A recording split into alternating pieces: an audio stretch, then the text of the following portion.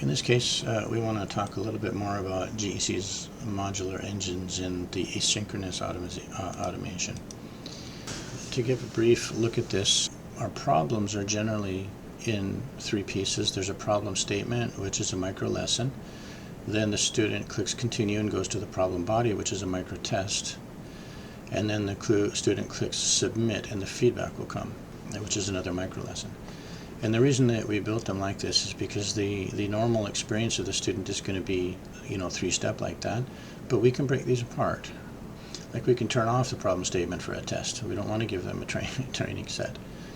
We can use assessments separately from interventions, and we do so.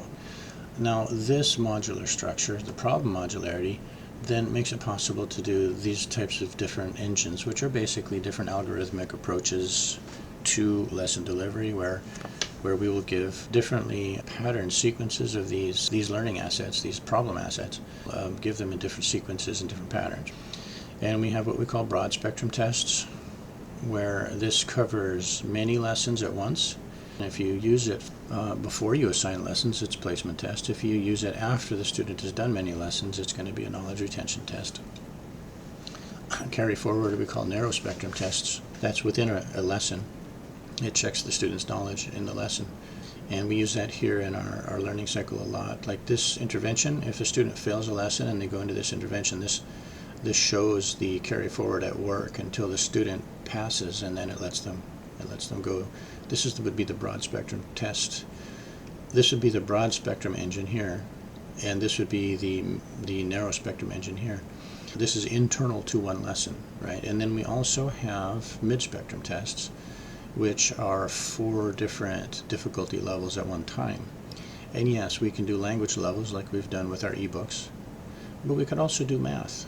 We could do addition, multiplication, exponents, and logs, right? We could. And if the student gets them correct, they go up. If they get them incorrect, they go down. And by the time they finish this mid-spectrum test, you know what their level is. And then SDP is where you can take 4 linear lessons. You can go into a assessment assembly system. It's the SDP system. And you can choose specific problems to be at level 1 and different problems to be at level 2 and different problems. You can actually assemble mid-spectrum tests from linear lessons. Okay, so this is, modular testing. Primary modularity gives rise to higher order modularity, which in turn gives rise to asynchronous automation.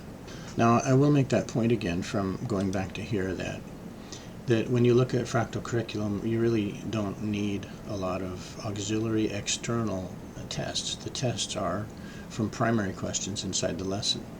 And using that together with these modular engines is a powerful way to approach assessments, and this is also a prerequisite, actually, to having really sophisticated Generation 3 learning environments.